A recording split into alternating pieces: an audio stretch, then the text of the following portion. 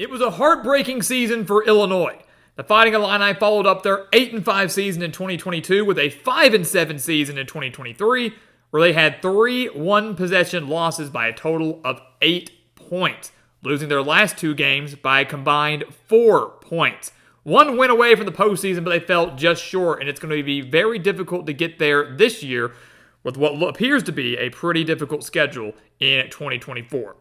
So welcome back to the Gridiron Expert, guys. So glad you could join us to break down Bret Bielema's Illinois Fighting Illini squad, their schedule and prediction for this upcoming season. As always, please continue to like, comment, subscribe, share our videos, and check out everything down in the description below. That includes our website, thegridironexpert.com, home to our exclusive expert picks, some of the best spread picks in the entire country for one of the lowest prices in the entire country. We want you to take advantage of that. Win big with us as we've beat out over 80% of the national handicappers each of the last 6 years. And also sign up for exclusive newsletters on thegridironexpert.com. Tons of exclusive content there, tons of exclusive content in the description for you so you can become a member of our GE Nation.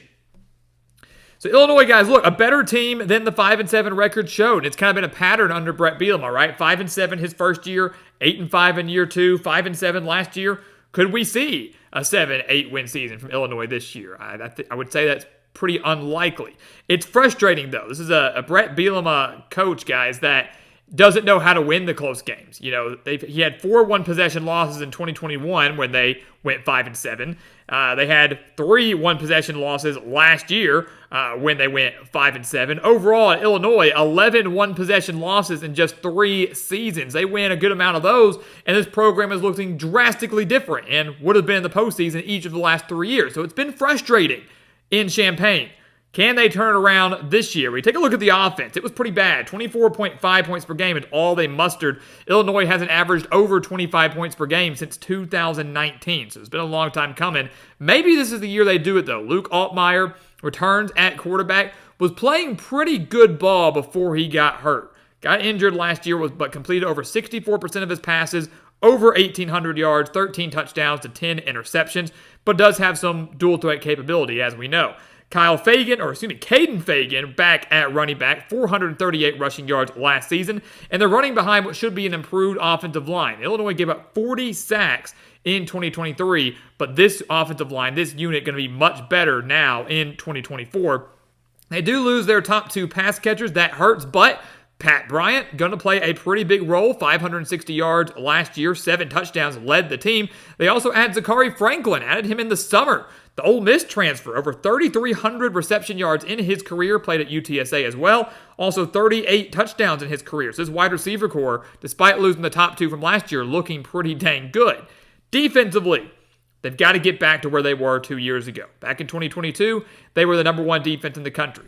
I'm not saying they've got to be the number 1 defense in the country, but they've got to get back to playing that style of ball. They went from allowing 12.8 points per game in 2022 to giving up 29.4 points per game last year. That was a 16.6 point per game increase, over 2 touchdown increase defensively. That's not good. They've got to get those numbers a lot lower. And a lot of that you can contribute to the stars they lost in the 22 season, losing their defensive coordinator, Ryan Walters, to Purdue, but they've got to get better on that side of the ball. Yes, they lose Jerzon Newton. That was a big loss, but 4 of the top 5 tacklers do return outside of him, led by Dylan Rosiak at linebacker. Seth Coleman at linebacker had 6 sacks last year, and a very good secondary, led by Miles Xavier Scott. Xavier, 11 passes broken up last year. So they've got a pretty stingy secondary, guys. Can Illinois, though, make the postseason? They've got a tough schedule at Nebraska, at Penn State. Got to play Michigan and Oregon in back-to-back weeks, and that non-conference game against Kansas is no slouch.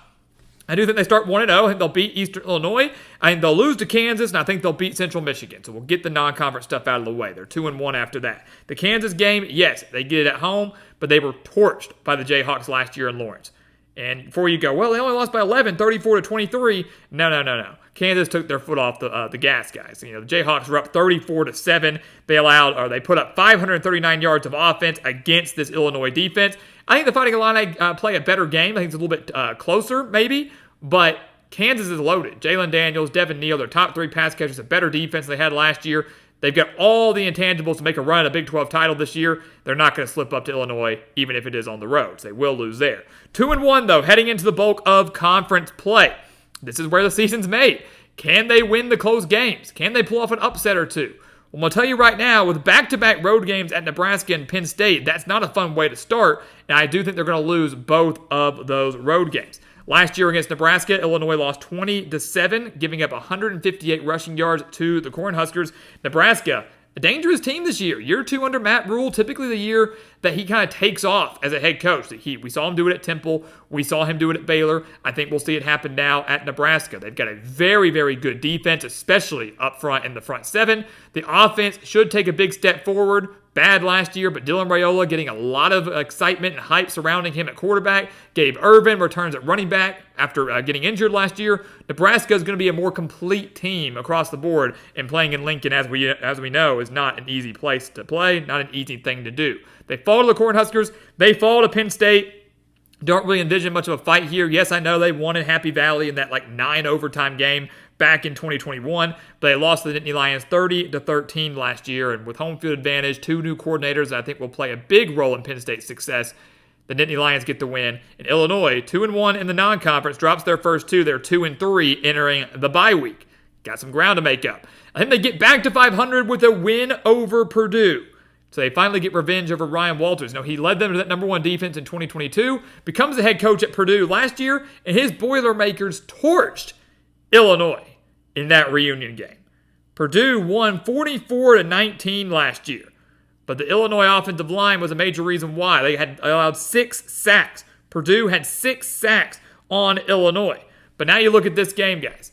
It's at home, off of week of rest.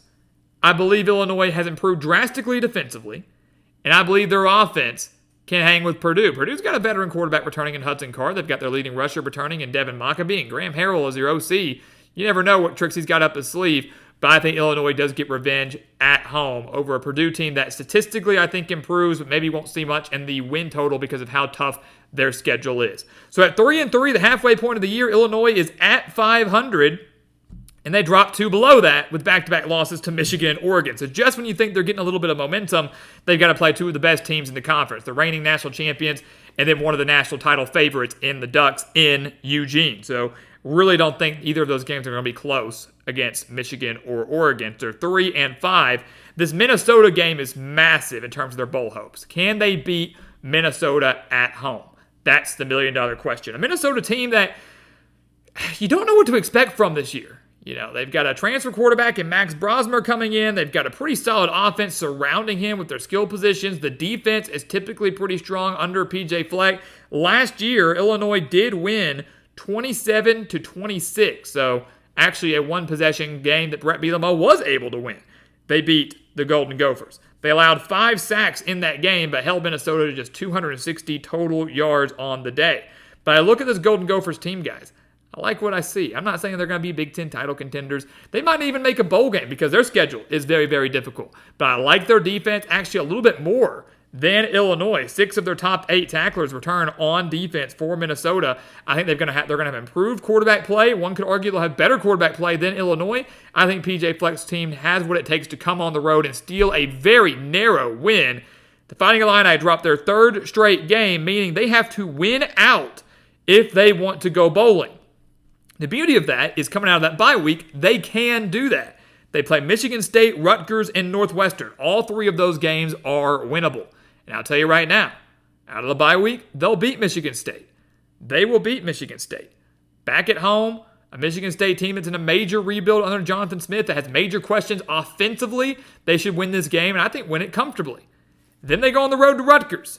It's the Rutgers team that's actually going to be good this year. I see so many people going, we're not losing to Rutgers. Rutgers is so bad. Yeah, that's 3-4 years ago, Rutgers. Greg Schiano has built this team up into a winner, a team that went 7-6 last year, won their bowl over Miami, returns the Big Ten's leading rusher and Kyle Monangai. And this defense is extremely underrated for the Scarlet Knights. You're asking Illinois to go on the road to Piscataway to beat Rutgers on Senior Day. I just don't see it happen. Rutgers has everything they need. They've got a great running back. They've got underrated wide receivers. They've got a great defense. I just don't see Illinois, even with their backs against the wall, having enough to win this game on the road. They fall, which means they cannot go bowling, and they salvage their season, or I guess end with a high, not really salvage, but they end their season with a win over Northwestern in the rivalry game. That was a game that Illinois should have won last year. They fell to the Wildcats 45-43 in a 9-second span due to mistakes by Illinois. Northwestern scored 2 touchdowns. 2 touchdowns in 9 seconds. That was ultimately the difference maker on top of all the other mistakes Illinois made. They won't make those mistakes again this year. Northwestern not going to be nearly as good as they were last year, really getting a lot of beneficial plays, or mistakes, I should say, from their opponents en route to an 8-win season. Illinois beats Northwestern, finishes the year at 5-7 for the 3rd time under Brett Bielema, and that is just a heartbreaking thing to look at here. If you look at Illinois' schedule, though, I don't see many games where I could consider flipping a loss into a win. The most winnable games that we have pegged as losses are Minnesota and Rutgers. Those are honestly what I would say. They're not beating Kansas. They're not beating Nebraska or Penn State on the road. They're definitely not beating Michigan or Oregon. Minnesota and Rutgers are the 2 games that I would maybe consider flipping from a loss to a win. The most winnable of those is Minnesota at home.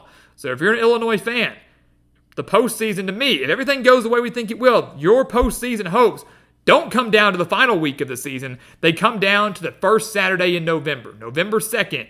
That might determine whether the Fighting Illini reach the postseason or not, and I believe they fall short for the 3rd time in 4 years under Brett Bielema. Whether or not that spells the end of an era in Champaign, that remains to be seen. So guys, as always, thank you so much for watching us here at the Gridiron Expert on YouTube. Make sure to continue to like, comment, subscribe, share our videos, and of course, check out everything down in the description below. That includes our website, thegridironexpert.com, home to those expert picks, home to those exclusive newsletters. We want you to take advantage of those and become a member of our GE Nation. And once again, as always, thank you so much for watching, and we'll see you next time right here on the Gridiron Expert. Yeah.